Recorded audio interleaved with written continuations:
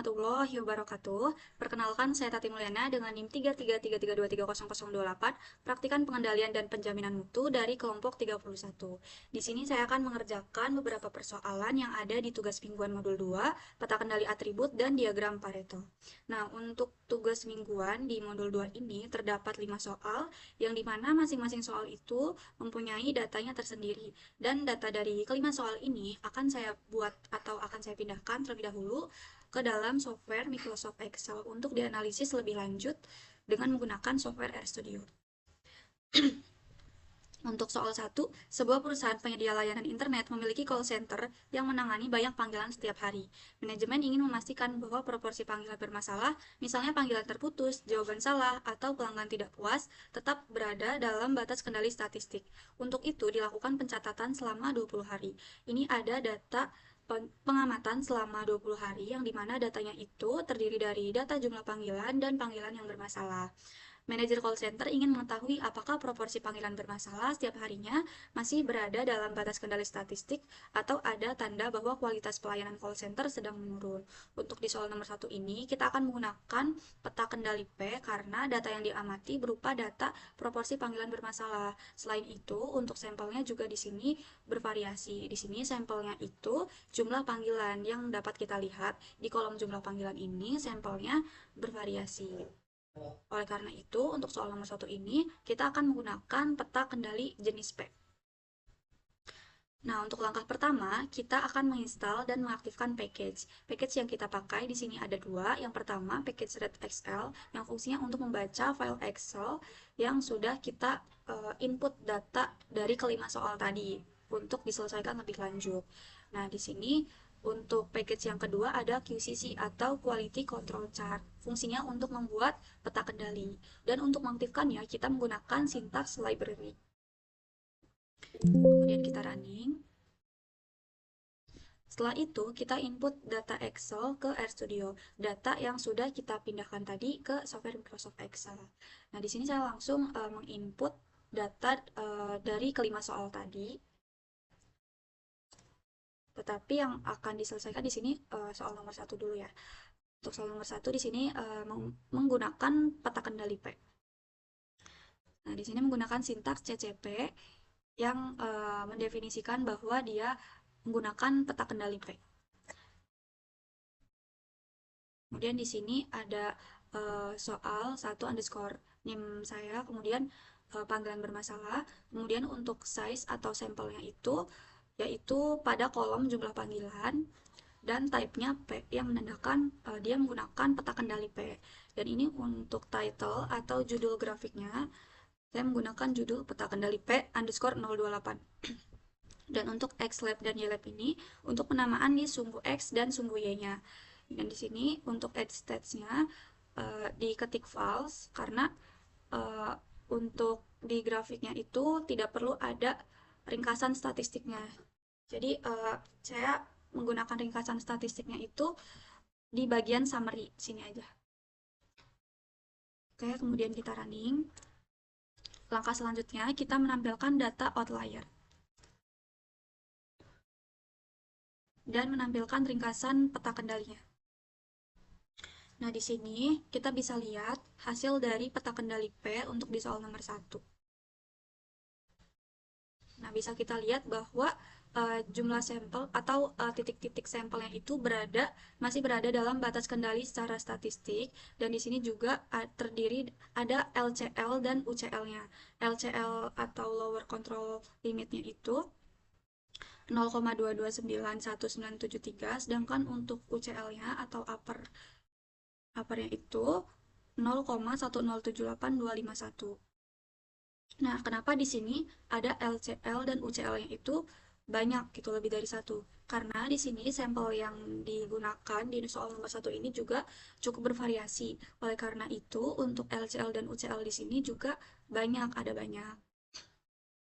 Jadi dapat disimpulkan untuk kasus jumlah panggilan dan panggilan bermasalah atau proporsi panggilan bermasalah ini masih berada dalam batas kendali statistik dan tidak terjadi masalah variasi data yang cukup serius dan bisa dipastikan bahwa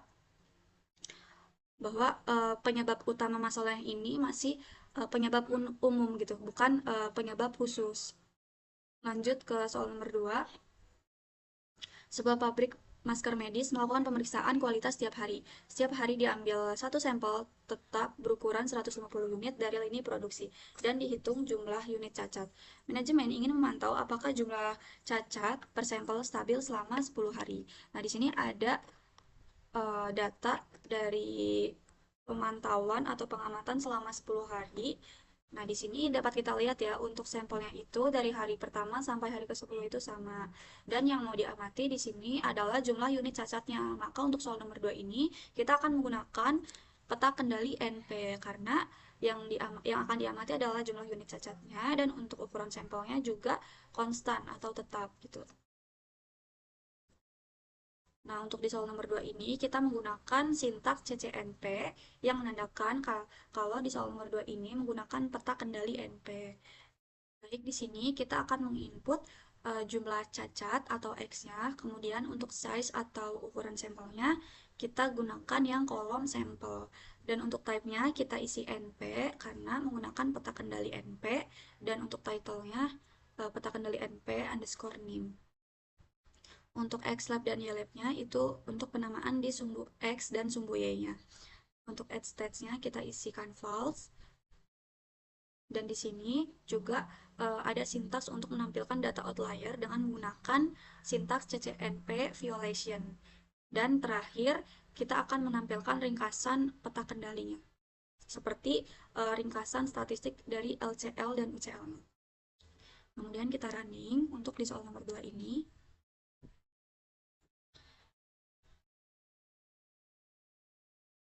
Nah, di sini kita bisa lihat ya, grafik dari peta kendali NP di soal nomor 2, bahwa titik-titik sampelnya ini masih berada dalam batas kendali secara statistik.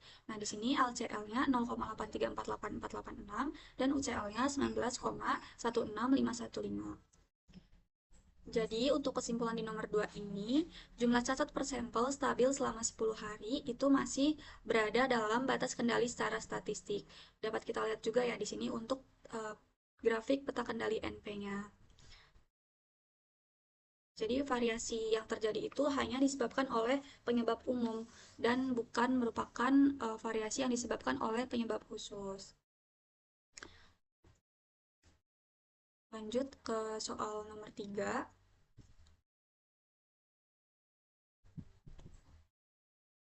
Di bagian administrasi sebuah rumah sakit, staf mengetik dan memproses banyak dokumen medis setiap hari.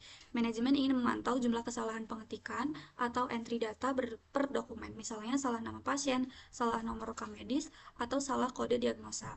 Unit inspeksi yang diperiksa adalah satu dokumen. Jumlah kesalahan pada satu dokumen dianggap sebagai C-unit untuk C-chart. Nah, di sini ada dokumen 1 sampai dokumen 15 dan jumlah kesalahan per dokumennya.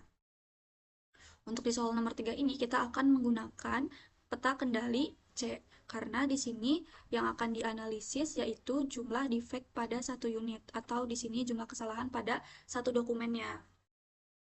Dan juga di sini untuk sampelnya itu tetap atau konstan, tidak berubah-ubah. Karena di sini yang dianalisis sampelnya itu hanya satu dokumen dan memiliki ukuran yang sama gitu. Nah, di sini untuk di soal nomor 3 kita menggunakan sintaks CCC yang menandakan kalau dia menggunakan jenis peta kendali C.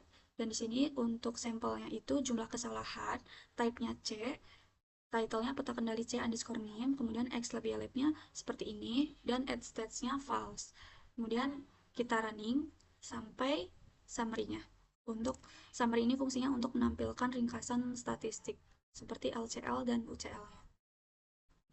Nah, di sini kita bisa lihat hasil grafik dari peta kendali C-nya.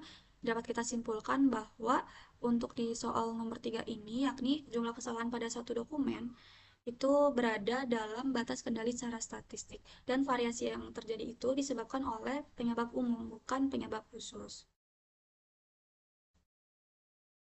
Dan di sini tertera juga LCL-nya 0 dan UCL-nya 9,648077. Baik, kita lanjut ke soal nomor 4.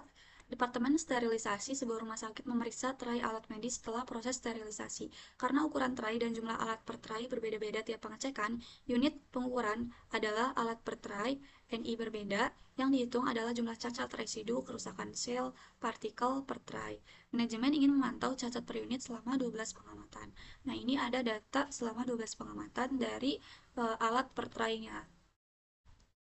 Dan di sini juga ada jumlah cacatnya. Untuk di soal nomor 4 ini kita akan menggunakan peta kendali U karena di sini yang akan diamati adalah jumlah cacat per unitnya.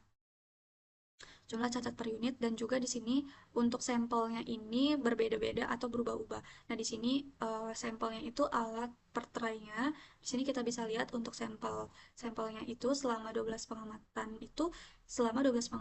itu berubah-ubah atau berbeda-beda. Di sini kita menggunakan sintaks CCU yang mengartikan bahwa dia menggunakan jenis peta kendali U. Di sini kita input bagian CI atau cacatnya, dan untuk size atau sampelnya itu adalah alat per tray, kemudian untuk type-nya U, dan title-nya peta kendali U underscore name. Xlab ylab-nya seperti ini, dan untuk add stats-nya itu false. Dan kita akan menampilkan data outlier dengan menggunakan syntax violation dan menampilkan ringkasan peta kendali statistiknya dengan menggunakan syntax summary. Kemudian kita running untuk di soal nomor 4 ini. Nah, bisa kita lihat bahwa titik-titik sampelnya ini masih berada dalam batas kendali secara statistik, dan variasi umum yang terjadi itu disebabkan oleh penyebab yang umum, bukan penyebab yang khusus. Dan juga menandakan bahwa masih dalam kondisi stabil. Jadi cacat per unit selama 12 pengamatan di rumah sakit ini masih dalam kondisi stabil dan tidak diperlukan tindakan korektif lebih lanjut lagi. Seperti itu. Nah, di sini juga kita bisa melihat perbedaan kalau misalnya datanya itu bervariasi. Jadi UCL dan LCL-nya ini seperti ini. Ada yang naik dan ada yang turun, yang menandakan bahwa dia sampelnya itu berbeda-beda setiap sampelnya. Nah, kalau di peta kendali C, itu sampelnya tetap atau konstan. Jadi untuk garis-garis di UCL atau LCL-nya ini, dia linear gitu. Tidak naik dan tidak turun. Artinya menandakan bahwa sampelnya ini tetap atau konstan. Lanjut ke soal nomor 5. Sebuah restoran cepat saji menerima banyak keluhan pelanggan setiap bulan. Manajemen ingin mengetahui jenis keluhan yang paling dominan supaya bisa fokus pada perbaikan yang memberikan dampak terbesar terhadap kepuasan pelanggan. Nah, untuk soal nomor 5 ini kita akan menggunakan diagram Pareto yang tujuannya untuk mencari penyebab utama yang perlu dilakukan perbaikan. Ini ada data jenis keluhannya, ada 8 keluhan dan jumlah keluhannya. Oke, kita akan menyelesaikannya dengan menggunakan RStudio. Di sini kita menggunakan sintaks defect, lalu masukkan jumlah keluhannya, kemudian names atau defect sama dengan, lalu input jenis keluhannya. Dan di sini kita menggunakan sintaks Pareto chart untuk menghasilkan grafik Paretonya atau diagram Paretonya. Dan ini diagramnya akan saya namakan jumlah keluhan underscore name. Nah, ini sudah terlihat untuk grafik atau Pareto chart-nya. Di sini juga ada kumulatif percentage-nya dan di sini ada jumlah keluhannya. Nah, untuk prinsip di diagram Pareto itu menggunakan prinsip 80/20, di mana 20% penyebab itu menyumbang sekitar 80% dari total keluhan. Jadi di sini kita bisa lihat di kumulatif percentage-nya yang hampir menyentuh 80 itu di sebelah sini ya, di atasnya 50 ini. Jadi sampai titik C itu menyentuh 80%, menyentuh sekitar 80%. Itu artinya keluhan dari A sampai C ini merupakan penyebab utama yang harus dilakukan perbaikan gitu. Kita bisa lihat di sini untuk keluhan A itu pesanannya salah, lalu waktu tunggu terlalu lama, dan makanan dingin saat disajikan itu menjadi penyebab utama dari suatu masalah dan perlu diadakannya perbaikan. Oke, mungkin itu saja yang dapat saya sampaikan. Kurang lebih mohon maaf. Wassalamualaikum warahmatullahi wabarakatuh.